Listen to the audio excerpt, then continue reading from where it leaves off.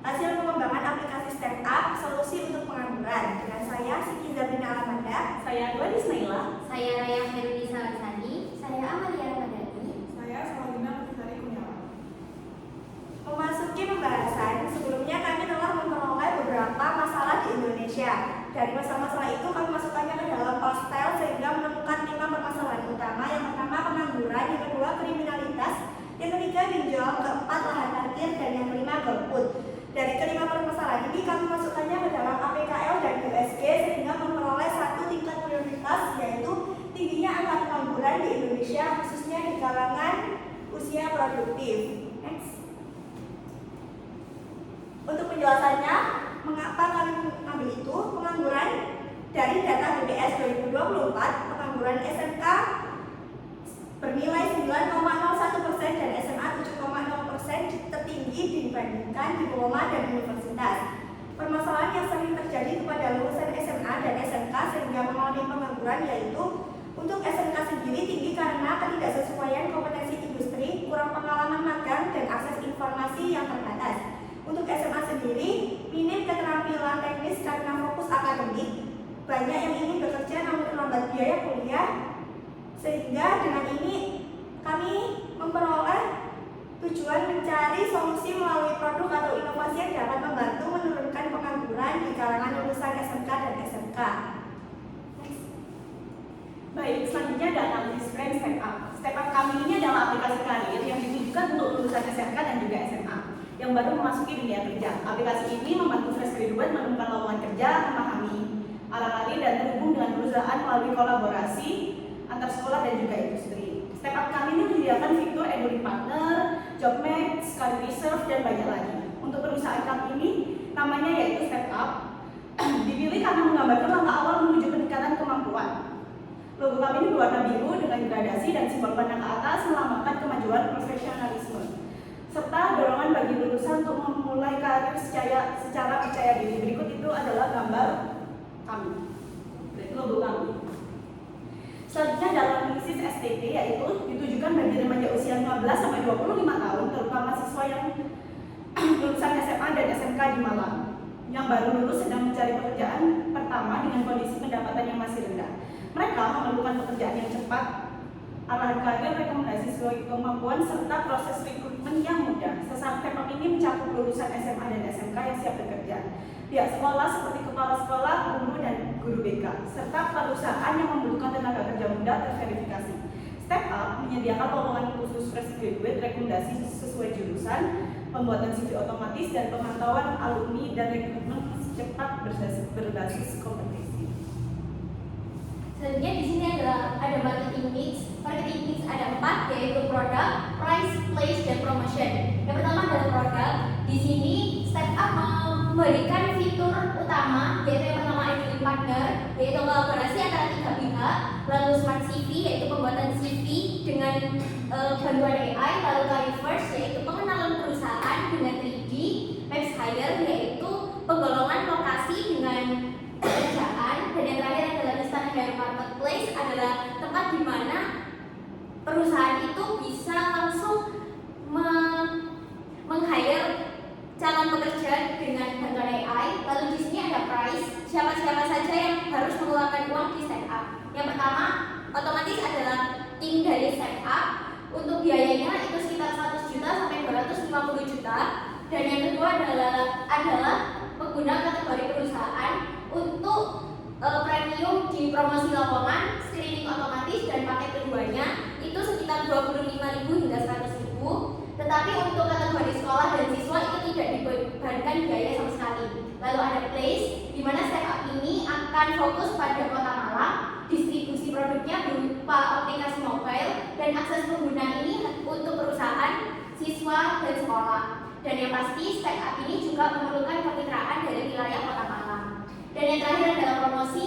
Cara mempromosikan Step Up ini yang pertama yaitu dengan sosialisasi workshop karir, lalu webinar dan pelatihan soft skill gratis, dan yang terakhir kita aktif di media sosial.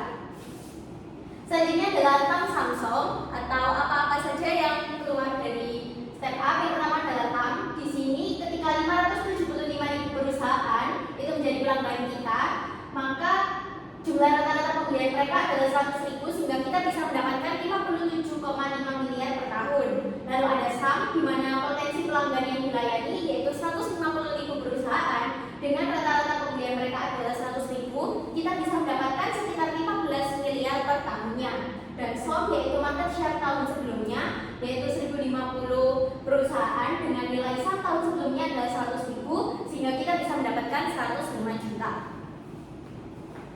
Nah, yang selanjutnya yaitu struktur organisasi. Nah, dalam aplikasi startup kami juga membahas struktur organisasi yang terdiri atas CEO atau pimpinan, nah yang bertanggung jawab atas arah strategis, operasional, dan keberlanjutan perusahaan.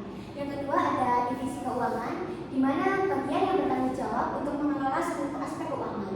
Yang ketiga yaitu ada divisi pengembangan produk dan teknologi, yang bertanggung jawab untuk mengembangkan dan meningkatkan produk perusahaan. Yang keempat ada marketing dan kemitraan, di mana bertugas memperkenalkan produk kepada masyarakat dan membangun hubungan kerja sama dengan pihak luar. Yang kelima yaitu ada divisi administrasi dan legal, yang dimana bertugas menjaga agar seluruh kegiatan operasional tersusun rapi, terdokumentasi dengan benar, dan selalu mengikuti aturan hukum yang berlaku. Dan yang selanjutnya yaitu ada job description dari struktur organisasi tadi. Yang pertama yaitu ada CEO, contoh job deskripsinya yaitu menentukan visi, misi, dan arah strategis perusahaan.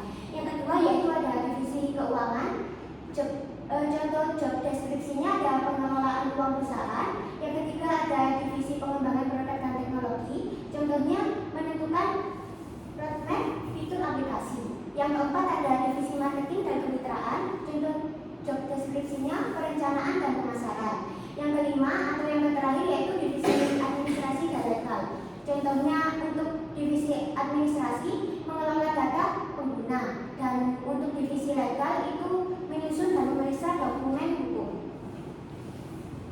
Kemudian aspek keuangan startup. Yang pertama kebutuhan biaya investasi startup dengan rincian sebagai berikut, totalnya sebanyak 68.650.000. Yang kedua biaya gaji karyawan dengan rincian sebagai berikut, totalnya 144 juta.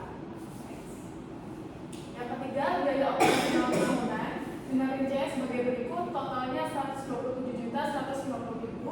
Yang keempat koleksi pendapatan startup pada tahun pertama diperkirakan mendapat 105 juta, tahun kedua 136.500.000, tahun ketiga 137.660.000, tahun keempat 222.180.000, tahun kelima 266.700.000. Dengan proporsi fiturnya promosi lowongan 50%, screening otomatis 30%, paket combo 20%. Yang keempat proyeksi laba rugi. Gross profit pada tahun pertama minus 22.150.000, tahun kedua 9.350.000, tahun ketiga 50.510.000, tahun keempat 95.030.000, tahun kelima 139.550.000. Earning after tax dengan pajak sebesar 22%, pada tahun pertama didapatkan 17.277.000, tahun kedua 7.293.000, tahun ketiga 39.397.000, tahun keempat 74.123.400, tahun kelima 104.662.500.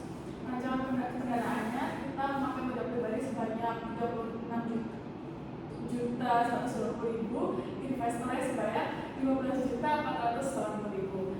Nah, ini neracanya atau aktif dan pasifnya balance sebesar 51.600.000. Kemudian analisis keuangan yang pertama break-even point, kita harus menjual 2.052 fitur premium per tahun untuk menutup seluruh biaya. Kemudian return of investment, kita dari biaya tetap 205.150.000, kita baru dapat 24,62% balik modal. Kemudian benefit cost ratio-nya, benefitnya kita baru dapat 24,6% dari total cost. Yang terakhir payback period, dari modal 205.150.000 akan kembali setelah sekitar 4 tahun 1 bulan tahun operasi jika profit berjalan stabil seperti profit di tahun ketiga.